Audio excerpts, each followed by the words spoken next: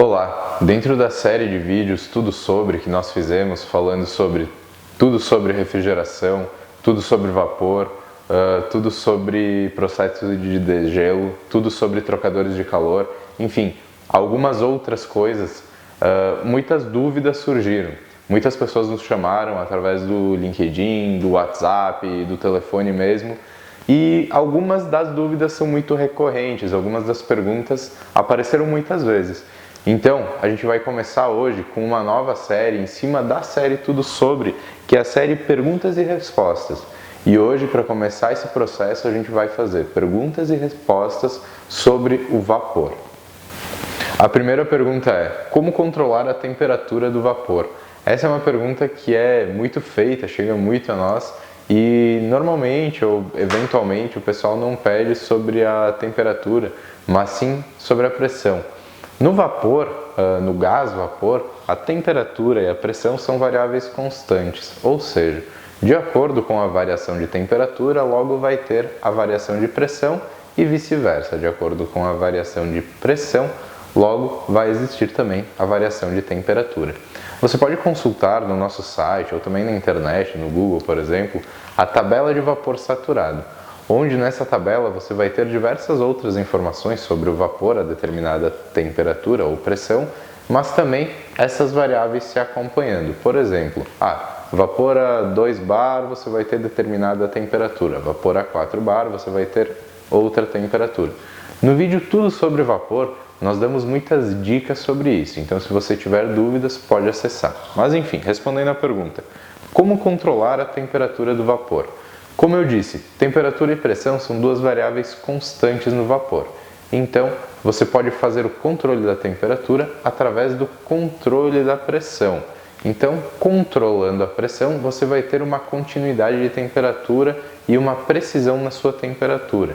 Em um trocador de calor, por exemplo, na alimentação, normalmente a instalação é da seguinte maneira: um separador de umidade para qualificar o vapor e proteger as válvulas, uma válvula redutora de pressão, que vai reduzir a pressão, logicamente reduzindo a temperatura ao mais próximo da troca com a água, por exemplo, como num skid de aquecimento de água com vapor, e após a válvula redutora você vai ter a válvula moduladora, que é uma válvula normalmente eletropneumática, uma válvula de controle, que vai fazer a modulação do vapor, ou seja, ela vai alimentar o equipamento, o trocador de calor nesse caso, de maneira proporcional, entregando apenas a quantidade exata de vapor necessária ao processo. E como é que ela sabe qual que é essa quantidade? Pela temperatura. Então, vai ter um sensor de temperatura na saída de água quente, que vai enviar essa comunicação de temperatura para um CLP ou um controlador central, e esse controlador vai atuar essa válvula.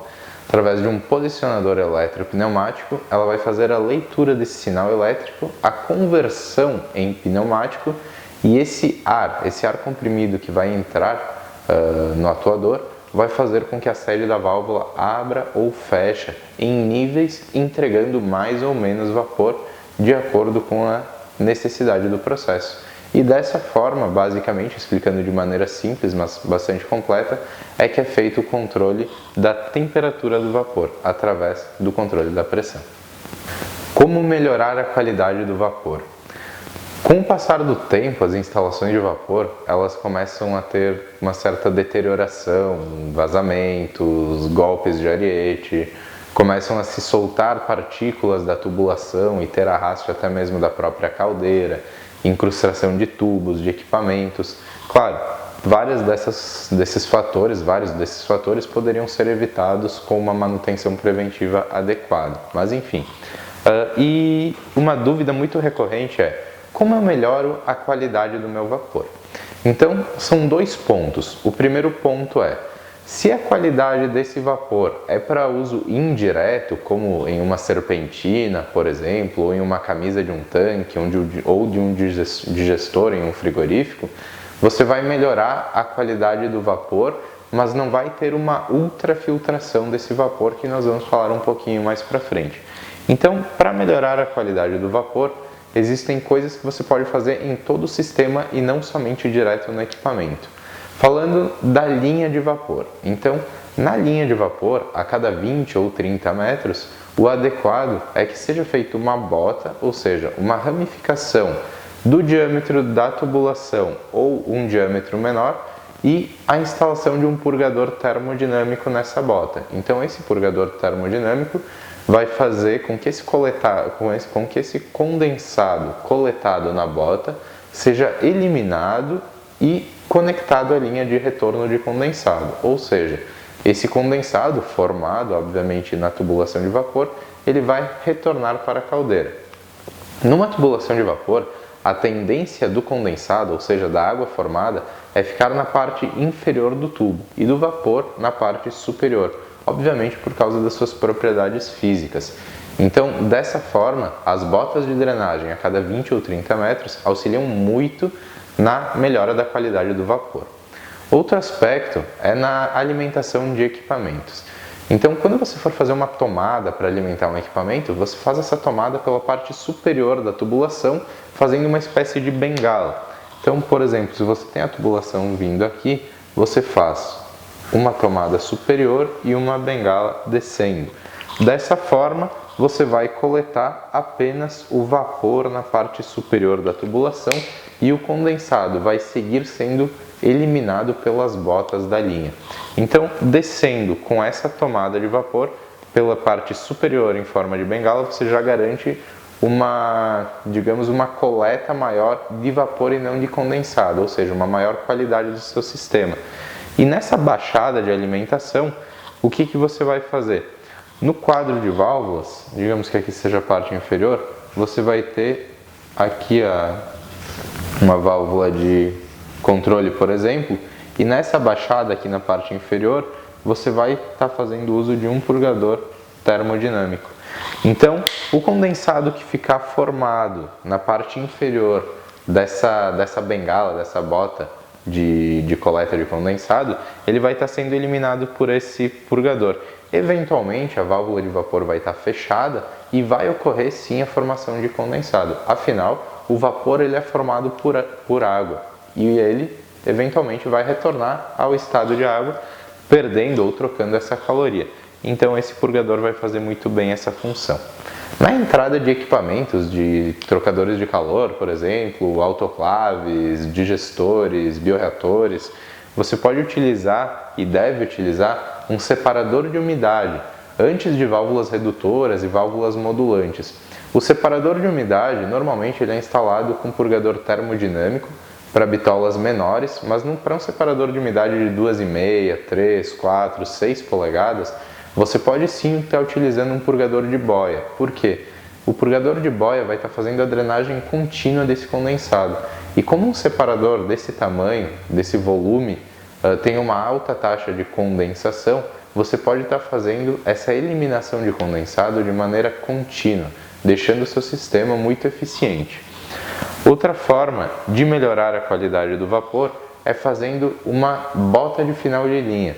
Na bota de final de linha, você deve ter um purgador termostático para eliminar o ar da tubulação, os bolsões de ar que formam filmes térmicos e roubam a sua energia, impedem com que seja transmitida essa capacidade térmica, e também um outro purgador termodinâmico que fará a eliminação do condensado presente nesse final de linha.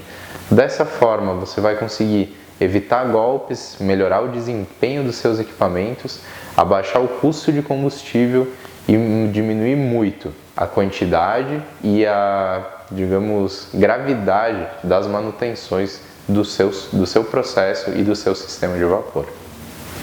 Como gastar menos combustível na sua caldeira? Essa é uma pergunta que nós recebemos muito também. Um grande vilão, além da energia elétrica, é obviamente o combustível, não só pelo custo, mas pela queima gerar gases e esses gases não estarem de acordo com as normativas ambientais muitas vezes, ou excederem valores em recursos que a empresa tem que colocar para que isso seja controlado de maneira satisfatória. Então, como gastar menos combustível na caldeira? São três dicas simples que nós vamos dar.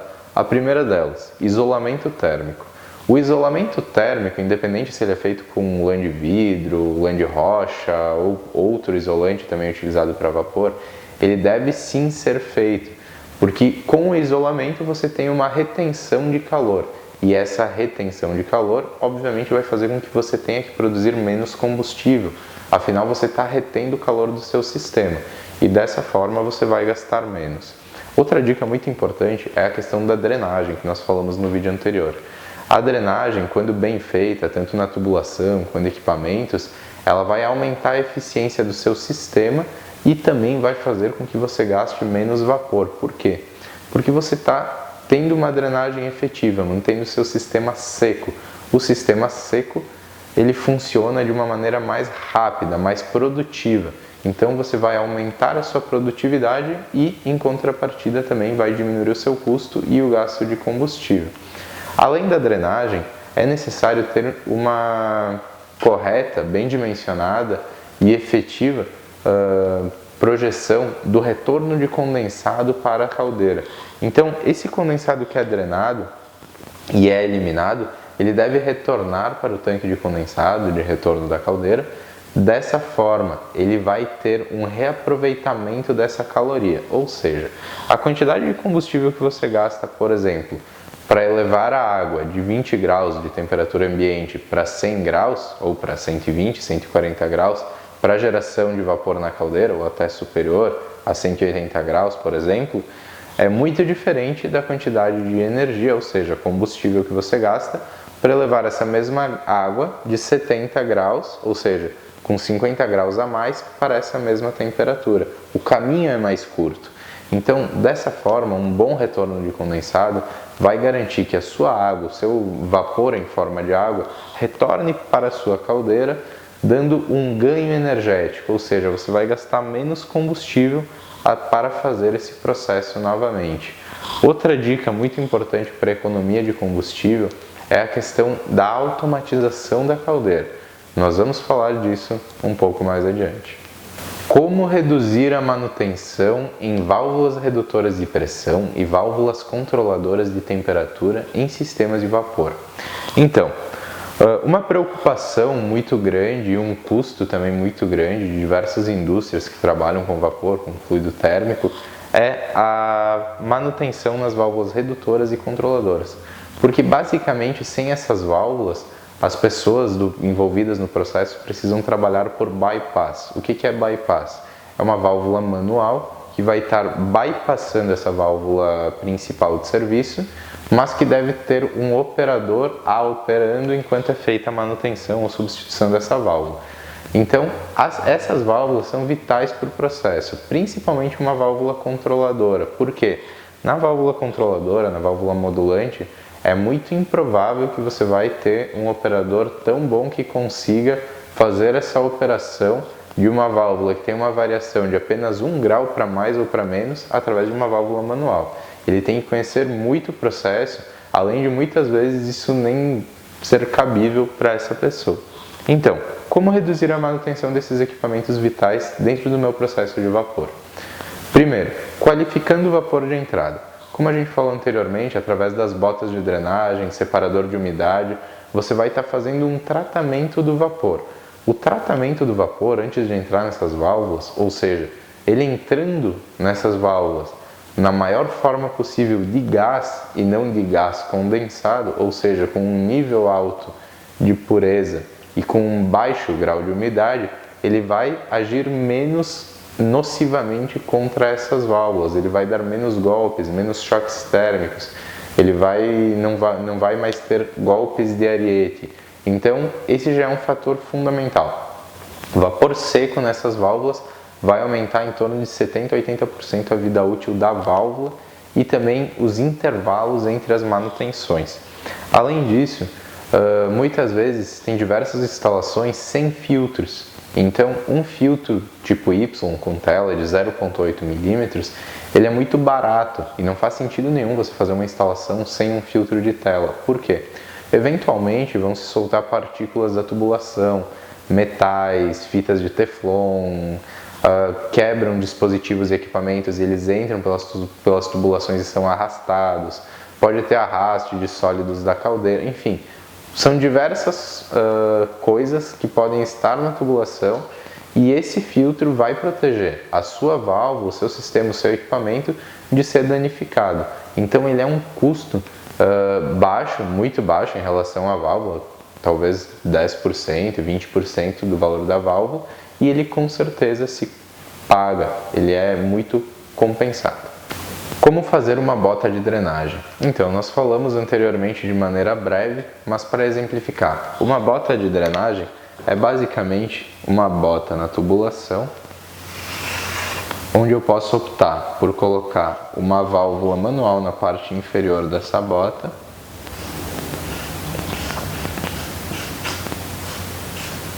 e uma válvula manual, um filtro, um purgador, talvez uma nova válvula manual para bloqueio, enfim, aqui na bota. O que vai acontecer? O vapor ele vai estar passando aqui na tubulação. O condensado, que é o vapor transformado em água, ele naturalmente vai ter um determinado peso e vai ser escoado para essa bota. E aqui ele vai acumular. Através dessa acumulação, ele vai ir naturalmente até o purgador, que com o seu princípio de termodinâmica vai liberar os orifícios de passagem, projetando esse condensado de volta para a linha de retorno de condensado. Então, uma bota de drenagem, ela é muito simples de ser feita, é basicamente assim mesmo, não tem muito o que inventar. Você pode optar por colocar uma drenagem manual ou não, ela eventualmente pode ser perigosa, dependendo do processo, do local, mas se ela estiver numa baixada, por exemplo, perto de um equipamento, é muito legal, antes da partida do processo, você fazer aquela drenagem manual e escoar todo esse condensado para depois sim, você fechar ela e permitir com que o purgador faça essa drenagem automaticamente. Qual é o melhor isolamento para vapor? Então, depende muito dos seus objetivos, dos seus recursos, do que tem na sua planta. Eu vou falar dos dois mais utilizados, pelo menos no sul, no sudeste, acredito que no centro-oeste também. Calha de lã de vidro e calha de lã de rocha para tubulações e mantas e feltros para equipamentos, tanques, caldeiras. Entre a lã de vidro e a lã de rocha, para tubulações, a lã de rocha se mostra mais eficaz justamente pela sua rigidez. Como ela é muito rígida e o espaço é curto, digamos, o diâmetro é menor do que um grande reservatório, você vai conseguir deixar ela muito presa. A lã de rocha é bastante densa, então ela vai fazer uma retenção muito grande desse calor. Mas para aplicações em tanques ou equipamentos, a lã de vidro se mostra muito efetiva. Por quê? Em grandes tanques, por exemplo, se você tivesse uma manta de lã de rocha, a tendência dessa manta, até pelo seu peso, pela sua densidade, era que ela decantasse para o inferior, dando uma maior taxa de isolamento para a parte inferior do tanque em relação à parte superior. E nesses casos, a manta e o feltro de lã de vidro são extremamente efetivos nesse tipo de isolamento, porque eles têm uma menor densidade e um alto grau de isolamento. Então eles fazem esse isolamento térmico de maneira homogênea e efetiva. Injeção de vapor direto ou trocador de calor? Mais uma vez, depende muito do objetivo. Para processos muito pequenos, como por exemplo, eu tive uma consulta uns 10 dias atrás de um grande frigorífico e nesses grandes frigoríficos, em alguns, eles fazem a parte da escalda nas patas separadamente. Então, ele queria fazer tanques muito pequenos, de 200 litros aproximadamente, com injeção direta. Para esse volume de água, é muito difícil que um trocador de calor vá valer a pena, porque é um equipamento relativamente mais caro, ele tem um valor agregado maior e é uma aplicação onde o vapor ele atende muito bem, até por ter um aceite de uma variação de temperatura maior. Então, essa injeção de vapor direto, nesse caso, atende muito bem. Mas para uma aplicação mais ampla, como por exemplo, em geração de água quente, skids geradores de água quente ali, que a gente projeta diversos com um nível de automação muito grande, quadro de comando, enfim, a injeção de vapor direto ela vai comprometer muito a qualidade, a eficiência térmica, a manutenção, enfim, várias variáveis do processo. Inclusive a gente tem um vídeo só falando disso nos trocadores de calor, tudo sobre trocador de calor, a gente fala muito sobre isso, e no vídeo tudo sobre vapor também. Então, nesses casos, por exemplo, aí com vazões de 40, 50, 60, 100 metros cúbicos por hora, aí para água de esterilização, limpeza, água de processo, enfim, nós vamos ter uma vantagem muito grande no trocador de calor, porque com um baixo volume físico, em um baixo espaço físico, ele vai ter uma geração muito grande de água e o consumo de vapor é muito menor. Também, além do consumo menor, do espaço físico menor, um trocador de calor, um sistema de troca térmica permite com que você gere um nível de informação, de histórico, que pode ser apresentado ao CIF, aos seus clientes, gerando um valor muito grande ao seu produto. Então, com certeza, ele é muito vantajoso nesse tipo de processo. Aqueles boilers com injeção direta de vapor de 3, 4 pontos com 2 polegadas, 3 polegadas, são cada vez menos comuns e têm grandes desvantagens falando em custo, eficiência energética e manutenção. Como automatizar o controle de vapor? Controle on-off ou modulante? É uma pergunta muito feita também. Então, depende muito do processo. Em processos onde você não tem um grau tão exigente, preciso de temperatura, o on-off vai te atender muito bem. E em processos onde você tem um grau de exigência muito grande com temperatura, como em pasteurização, por exemplo, você obviamente vai precisar de um sistema modulante, porque o on-off, além de estragar o seu produto, pode gerar uma grande dor de cabeça, com contaminação, retrabalho, uma série de outros fatores. Mas, afinal, como fazer? É muito simples. Um controle de temperatura on-off pode ser feito através de uma válvula solenoide ou de uma válvula pneumática angular, por exemplo, em comunicação com um sensor de temperatura PT100 e um controlador simples de temperatura, como um controlador novos, o N480, o N1100, tem diversos controladores, até mais baratos do que esse, que você pode estar pesquisando para fazer esse controle.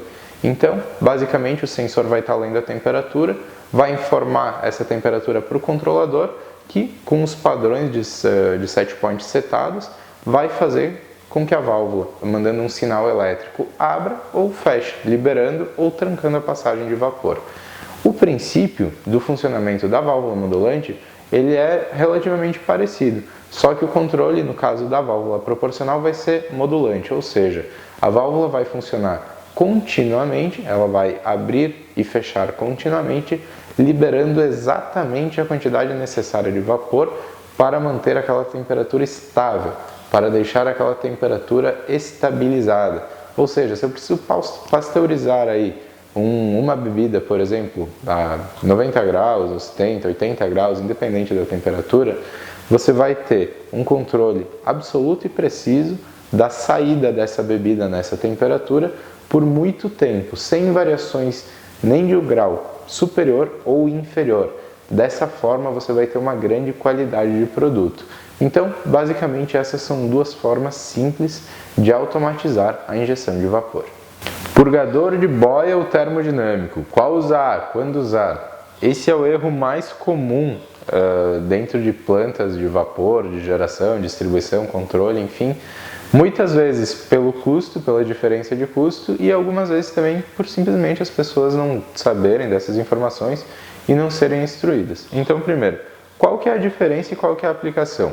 O purgador de boia é para aplicação em equipamentos, por exemplo, digestores, tanques encamisados, serpentinas, diversos equipamentos, máquinas de papel. O purgador termodinâmico, por sua vez, ele é para uso em linhas, em rede, ou seja, nas botas de rede, no final de rede, nas baixadas. E por quê? Qual que é a diferença deles?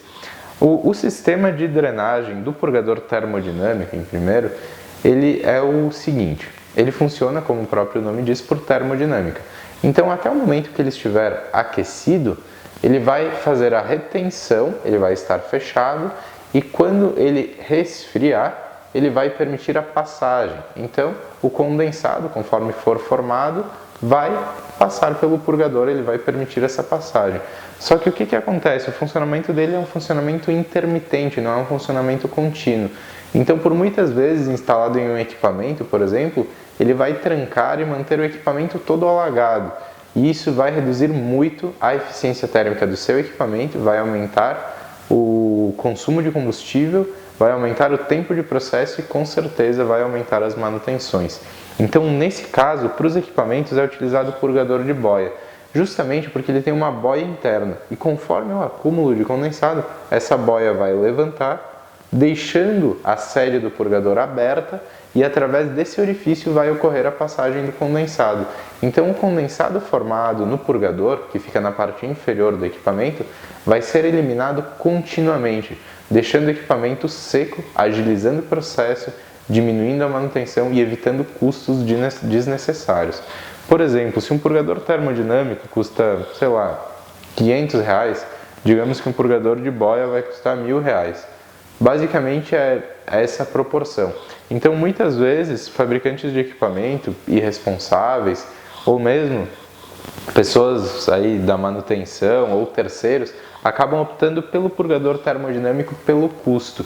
Só que ao passo que você vai colocar esse purgador para ter um custo inicial mais barato, o custo final da sua operação vai ficar muito maior pelos fatores que eu expliquei anteriormente.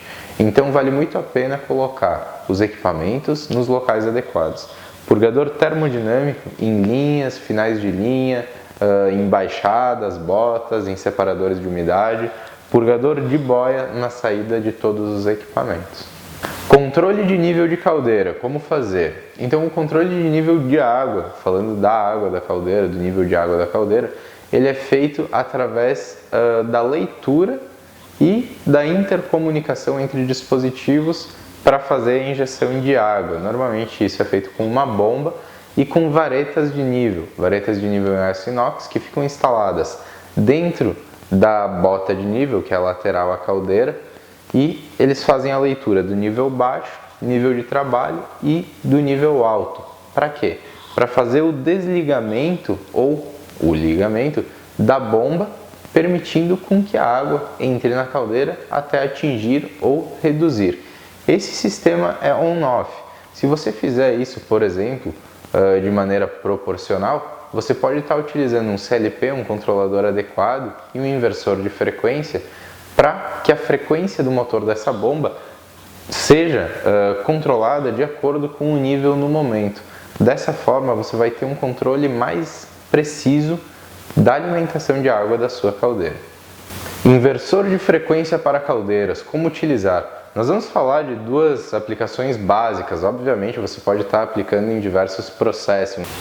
Um inversor de frequência é extremamente usual em diversos processos, mas nós vamos nos ater a dois. Então, no processo de injeção de água, como nós falamos anteriormente, você pode estar fazendo esse controle de frequência para que a injeção ocorra de acordo com a real necessidade do seu processo. E também na combustão, na injeção de ar na sua caldeira, você pode estar controlando esses motores para aperfeiçoar, para melhorar a sua taxa de combustão da caldeira, só eliminando gases não condensáveis, ou só eliminando os gases provenientes da queima, não partículas do combustível ainda. Então, controlando essa pressão, através do controle do motor, você vai ter um melhor aproveitamento de queima. Dessa forma, você vai gastar menos energia, você vai gastar menos combustível e vai gerar um vapor de maior qualidade. Trocador de calor de placas ou casco e tubo? Qual é o melhor? Qual utilizar? Então, depende. Em aplicações onde o processo tem uma grande agressividade, por exemplo, a resistência mecânica de um trocador casco e tubo, ela se mostra mais eficaz do que o trocador de placas, por exemplo. Porém, com o passar do tempo, a perda de carga e funcionalidade do trocador casco e tubo vai dar uma dificuldade muito grande de manutenção nesse equipamento. Ele vai incrustar, vai ter danos, pode furar. Então a manutenção do casco-tubo é muito difícil, mesmo tendo uma resistência mecânica maior em processos com maior agressividade.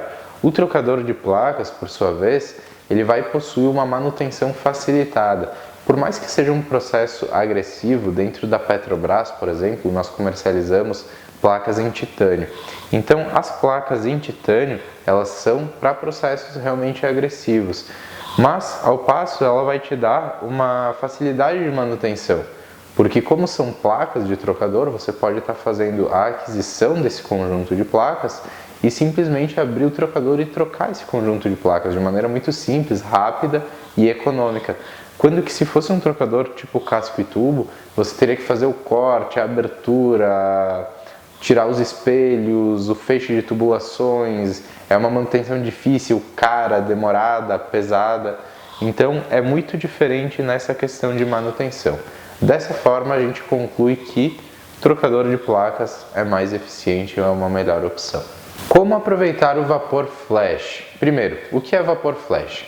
Vapor flash é o vapor formado pela evaporação do condensado que é eliminado pelo purgador. Então, após a eliminação do condensado do purgador, devido à baixa pressão na rede de retorno, é reformado vapor. Esse vapor é um vapor flash.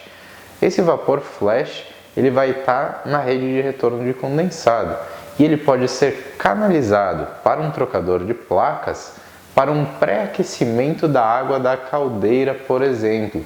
Então, dessa forma, o vapor que você estaria jogando fora pode pré-aquecer uma água. Ah, mas por que você não retorna direto então o vapor para o seu tanque de condensado? Porque não dá, ele estaria evaporando, aumentando muito a pressão da linha. Isso não é nem um pouco indicado. Ah, mas eu não tenho essa aplicação, eu posso usar para quê? Você pode usar para aquecer uma água de processo, por exemplo. Em frigoríficos, água ali para limpeza, higienização, laticínios, indústria alimentícia, bebidas. Você vai ter facilmente uma água aí a 50, 60, 70 graus. Então essa água você pode estar utilizando ela no seu processo. Ah, mas essa água pode ser sanitária? Sim, claro, se o seu trocador for sanitário, o vapor não vai estar em contato com a água, não é como se fosse uma injeção direta, por exemplo. Então você pode sim estar produzindo água sanitária para o seu processo, a uma temperatura já elevada, já para uso mesmo, na utilidade de água quente, e com uma energia que você estaria jogando fora. Injeção de vapor direta em alimentos e embalagens é permitida? Sim, é permitida, mas você deve fazer um tratamento desse vapor para que ele possa ser injetado tanto nos alimentos quanto nas embalagens, quanto, digamos, nos equipamentos onde esses alimentos são inseridos. Por quê? Porque senão esse vapor, através dos metais da caldeira, da água, da tubulação e de outros equipamentos, eu digo, envolvidos no processo, pode ter um arraste de fatores contaminantes para esses alimentos e essas embalagens. E isso pode causar graves problemas, especialmente na indústria de alimentos, bebidas e farmacêutica. Então, nesses casos, o que é feito? É feita uma estação para tratamento de vapor. E essa estação ela tem como item principal e fundamental um filtro que pode ser tanto um filtro culinário para esterilização de vapor aí a 5 micras, por exemplo, que você gera um vapor em padrão culinário aí para uso em ricoteiras, máquinas de queijo, processos frigoríficos diversos, laticínios, limpeza de garrafas de bebidas, de tampas de bebidas também, aquelas tampinhas metálicas de garrafas de suco são limpadas dessa forma. Então, diversos processos, e também você pode estar gerando um vapor estéril, aí sim estéril e não só culinário, a um grau microbiológico, ou seja, a 0,2 micras. Esse vapor microbiológico sim vai ter um grau que pode ser utilizado aí em indústrias alimentícias, dependendo dos casos, em processos de longa vida, por exemplo, de leite, mas também dentro de grandes farmacêuticas, aí na injeção em embalagens, em determinados remédios, onde é necessário uma injeção de vapor microbiológico. Obviamente, são equipamentos que exigem um cuidado maior, eles exigem um tratamento de vapor, então você tem que fazer uma qualificação do vapor antes de entrar com esses equipamentos. Por quê? Porque senão, se você entrar com o vapor muito sujo num equipamento tão sensível, logo ele pode contaminar, logo ele vai reter, saturar, e nessa saturação ele vai dar uma perda de carga muito grande e a vazão necessária para o processo não vai ocorrer. Mas nós temos no nosso site, na seção Downloads, um manual explicando como que é o procedimento de limpeza dos elementos sinterizados para vapor. Você precisa fazer essa limpeza, precisa fazer essa manutenção, esse processo, você está sentindo esse problema na sua planta? Acesse lá no nosso site, na seção Downloads, baixe o nosso material e qualquer coisa, qualquer dúvida que você tiver, entre em contato com a gente. Qual é a melhor válvula de bloqueio para vapor? Então, depende. A melhor válvula de bloqueio para vapor, indiscutivelmente, é a válvula Globo com fole metálico. Essa válvula é a melhor válvula de bloqueio, tanto para controle, quanto durabilidade, manutenção, perda de carga. Ela tem uma aerodinâmica, uma construção especificamente projetada para isso. O fole, ele garante uma vedação muito boa e ele tem uma alta durabilidade, e a sede dela tem uma sensibilidade que te permite ter muito controle sobre o vapor. Então ela é muito melhor do que válvulas Globo com gacheta, por exemplo, e também, obviamente, do que válvulas gaveta. Válvulas gaveta para uso em vapor não são nem um pouco interessantes, porque a cunha da válvula, a sede da válvula, pode ficar meio aberta, e nesse caso o vapor, como fluido corrosivo, vai ficar continuamente batendo nessa sede, e isso vai gerar caminhos que vão gerar vazamentos. Então, indiscutivelmente, nesse formato de volante, a melhor válvula é a válvula de bloqueio tipo Globo com vedação em fole metálico. Para a válvula esfera, aí você tem que procurar por materiais e vedação especificamente projetados para vapor. Então aí você vai ter uma válvula em aço carbono ou em aço inox com vedações em teflon reforçado. São duas vedações, a vedação no teflon branco padrão e a vedação no teflon reforçado com outros componentes. Então, buscando essas opções, você estará muito bem atendido. Muitas vezes as válvulas Globo também, válvulas de bronze, enfim, são utilizadas por serem mais baratas, mas além delas não terem uma grande vedação, elas podem ocasionar um acidente grave, porque essas válvulas normalmente são projetadas para uso em ar comprimido, em água e água quente, e não para uso em vapor, principalmente a altas pressões e temperaturas. Então, independente do tipo de válvula que você escolher, opte sempre por materiais de qualidade, projetados, fabricados e certificados exclusivamente para o uso no fluido vapor. Como fazer o controle de pressão de um equipamento, caldeira de vapor, com um pressostato? Então, um pressostato é um equipamento bastante simples. Nós, como distribuidores Danfoss exclusivos, temos uma grande linha de pressostatos e transmissores de pressão para essa aplicação. O pressostato vai ter uma faixa de pressão e um diferencial. Então você vai setar a pressão de trabalho e o diferencial entre o equipamento ligar ou desligar. E basicamente o controle é feito dessa forma. Um pressostato é conhecido também como interruptor de pressão, justamente porque o seu funcionamento é igual ao de um interruptor. Ele aciona, desaciona, liga e desliga. Então, através desse mecanismo simples, fazendo o ajuste de pressão e de diferencial entre o set de ligar e desligar, você vai poder estar fazendo uma automação ou, enfim, um controle mais preciso através da utilização dos pressostatos. Como fazer drenagem de vapor em equipamentos? Como fazer um dreno adequado para um equipamento? Então, é muito interessante você fazer uma estação de drenagem e não simplesmente só colocar um purgador embaixo do seu equipamento. Essa estação, normalmente, ela é composta da seguinte maneira: uma válvula esfera, um filtro, um purgador sempre tipo boia para os equipamentos, uma válvula de retenção. Por quê? Porque esse contrafluxo, se ele estivesse aqui, essa contrapressão, pode fazer com que o purgador não abra, então é sempre necessário uma válvula de bloqueio e uma nova válvula esfera. Então, dessa forma aqui, de maneira bastante simples, você tem uma estação completa de drenagem, onde você teria aqui também a opção de colocar um bypass, para caso dê algum tipo de problema com esse purgador, você possa fechar essas válvulas e deixar o bypass parcialmente aberto, trabalhando através desse bypass e não parando o seu processo. Então, uma estação simples, duas válvulas de bloqueio, um filtro para proteção, um purgador, uma válvula de retenção e, desejável, se você quiser, ou se não tiver necessidade também, não precisa, não é obrigatório, um bypass. Então, o legal, o adequado, é você sempre utilizar os equipamentos apropriados para essa instalação. Nesse caso, por exemplo, as válvulas de bloqueio devem ser em aço carbono ou em aço inox com uma vedação em teflon reforçado, o filtro Y da mesma forma em aço inox ou em aço carbono. O purgador deve ser tipo boia e respeitando a pressão, o diferencial de pressão do seu processo, se é 4,5 kg, 10 kg, 14, 20, enfim, respeitando a pressão do seu processo. E uma válvula de retenção, que pode ser tanto uma válvula tripartida, quanto uma válvula tipo disco entre flanges, quanto também um visor retentor, se for até 1 polegada.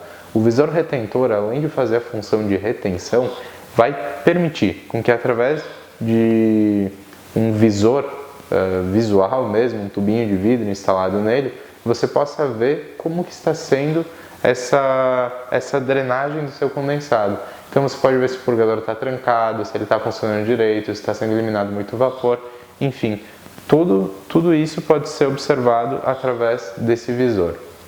Se você tem dúvidas sobre o dimensionamento, a bitola, o funcionamento, a instalação, entre em contato conosco, nós teremos prazer em te mandar um projetinho, um esboço. Nós temos diversas estações de diversas bitolas e aplicações já montadas para enviar para você. Qual é a melhor vedação para vapor? Então, antigamente se utilizava muito amianto. Depois da proibição do amianto, as chapas grafitadas, pararam de vir com esse componente. Essa chapa grafitada é ainda amplamente utilizada, muito utilizada, mas mesmo com a tela metálica, muitas vezes ela deixa a desejar e começa a vazar muito cedo. Então, qual que é a melhor vedação para vapor? Com certeza e sem sombra de dúvidas, chapas de teflon expandido ou juntas cortadas também, no caso de flanges, por exemplo, em teflon expandido. Além de ser muito fácil de utilizar, porque a mobilidade é muito boa, é um produto que tem uma facilidade de corte, de fazer o desenho, enfim, de lidar com ele muito grande, ele é um produto extremamente bom. Por quê?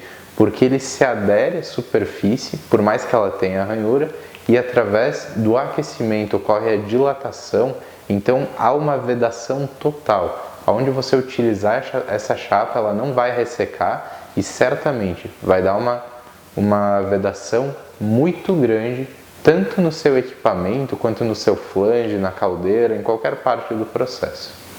Como medir a pressão de vapor? Então, eu vou me estender um pouco falando também sobre temperatura nesse caso. A pressão de vapor, ela é medida através de um manômetro. Para instalar um manômetro, muito desejável, um tubo sifão, uma válvulazinha de bloqueio, para fazer uma coluna que vai proteger esse manômetro da temperatura e vai permitir com que só a pressão chegue até ele. É muito simples, é só fazer um selinho de água, então esse vapor vai transmitir a pressão, mas não a temperatura, e esse tubo sifão, que é um equipamento extremamente barato, vai estar protegendo o nosso manômetro. E também, falando em temperatura, nós temos o termômetro, que é muito parecido com o manômetro, mas ele basicamente vai ter uma haste na parte de trás ou na parte de baixo, e também pode ser utilizado. Obviamente, não faz muito sentido você medir a temperatura do vapor. Por quê? Se você medir a pressão do vapor, você vai saber a temperatura. Afinal, a temperatura e a pressão no vapor são duas variáveis constantes. Quer saber mais sobre isso? Acesse o nosso vídeo, tudo sobre as propriedades do vapor e o custo. Lá você vai poder ver como é calculado o custo do vapor, você vai poder calcular o custo do vapor da sua planta e também ter noção de todas essas propriedades de temperatura e pressão. Qual é a melhor válvula de segurança para vapor? Então, eu não vou falar de marcas, eu não vou falar de modelos, eu vou falar de construção. A melhor construção de válvula de segurança para vapor é em aço carbono ou em aço inox, respeitando todos os seus internos ou parte dos seus internos, as partes principais, em aço inox. Essa válvula deve estar de acordo com a norma ASME 8 e também deve poder ser calibrada nos padrões da norma NR13 para vasos de pressão e caldeira. Muitas vezes as pessoas revendem válvulas, por exemplo, de bronze, válvulas sem alavanca, sem ajuste, que não podem ser lacradas. E o mais incrível é que tem empresas que certificam essas válvulas, calibram essas válvulas para aplicações em caldeiras, por exemplo, que é um erro muito grave. Então tenha cuidado quando você for fazer a aquisição desse tipo de válvula para ter a garantia de que ela é calibrada, fabricada, certificada, de acordo com toda a normativa vigente e que você realmente não vai ter o risco de ter acidentes. Porque uma válvula de segurança que não abre quando tem a necessidade da abertura, caso falhe em equipamentos elétricos, ela pode fazer com que uma caldeira exploda. E isso não é história, isso aconteceu muitas vezes já. Se você acha que é mentira, digite no Google explosões de caldeiras e você vai ver como isso é verdade e inclusive não é uma coisa antiga, infelizmente acontece ainda nos dias atuais. Então, previna sua planta, previna as pessoas do seu processo contra acidentes desse tipo. Aço carbono ou galvanizado para vapor. O uso do aço carbono para vapor é bem mais indicado do que o uso do aço galvanizado. Muitas vezes em laticínios ou frigoríficos, por exemplo, onde o aço galvanizado pode dar um aspecto mais similar ao aço inox, ele é utilizado pelo baixo custo. Mas nesses casos, o aço galvanizado em pouco tempo vai apresentar uma oxidação muito grande externa, principalmente em conexões. E essa oxidação ela vai ser muito mais feia do que o aço carbono, por exemplo. Então não faz sentido. Quando você tem tubulações visuais dentro da sua indústria alimentícia, utilize o aço inox. Caso contrário, sempre o aço carbono é desejável, tanto em conexões solda quanto em conexões rosca, para sistemas de vapor. A linha de aço inox, por si só, ela é sanitária? Não, ela não é. Então, se você tiver uma tubulação, por exemplo, de aço inox toda rosqueada, cheia de pontos, você não vai ter uma sanitariedade. Para ter uma sanitariedade, você precisa de um tubo de inox específico, conexões específicas, solda específica. É tudo específico para garantir a sanitariedade. Então, se o seu processo é sanitário, toma muito cuidado com essa questão de, por exemplo, fazer uma tubulação com nipples, uniões, cotovelos. Por quê? Porque você tem rosca e nessa rosca podem se depositar micro-organismos e outros contaminantes que vão tirar a sanitariedade da sua linha. Como medir a eficiência do meu sistema de vapor? Como saber se o meu sistema está ineficiente? Então, para medir a ineficiência energética, seria necessário fazer um estudo de toda a planta. Esse estudo, obviamente, nós o fazemos há muitos anos, há 25 anos, desde que a empresa foi criada, mas tem alguns pontos que você pode observar para saber como está a eficiência do seu processo e nós vamos destacar esses pontos aqui. Um dos pontos é a taxa de evaporação no retorno de condensado. Se você tiver com muito vapor no seu retorno de condensado, obviamente você está com muitos purgadores vazando no seu sistema. Isso é um sinal grave, claro, de ineficiência energética, por diversos motivos, mas o principal porque você vai estar gastando uma quantidade muito grande de energia e não vai estar retendo esse calor nos seus equipamentos. Você vai estar mandando esse calor embora. Então, cada vez mais vapor para ter uma ineficiência cada vez maior nos seus equipamentos. Então, esse é um sinal claro. Outro sinal claro de ineficiência do processo. Você aumenta a sua caldeira, então talvez você tinha lá determinados equipamentos e constatou que a sua caldeira estava pequena. Você vai, troca a sua caldeira e logo ela fica pequena de novo. Certamente o seu processo está ineficiente, porque se o consumo de vapor está muito mais alto do que ele deveria ser, você deve estudar quais são os pontos onde esse vapor está consumido e por que você está gastando tanto a mais de vapor. Outro ponto importante também é a questão do isolamento térmico.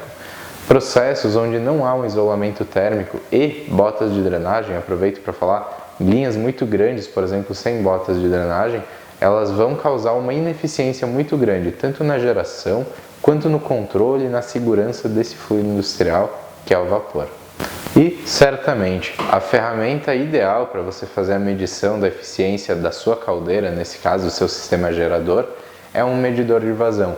Você pode estar fazendo a instalação de um medidor de vazão ali na tubulação de saída e dessa forma você vai ter uma noção real da eficiência da geração, não do seu sistema, mas da geração da caldeira e de todo o sistema de queima, combustão, alimentação de água, enfim, você vai estar tendo a noção real de quanto vapor é produzido na sua caldeira. Para encerrar esse vídeo, nós gostaríamos de agradecer você, agradecer a sua audiência, agradecer as suas perguntas, os seus retornos. Se não fosse esse contato, nós não teríamos essas perguntas, não estaríamos fazendo esse trabalho mais próximos a vocês, direcionando esse conteúdo, não pelo que nós achamos que é melhor ou necessário, mas pelo retorno, pelo feedback que vocês nos entregam, que vocês trazem a nós.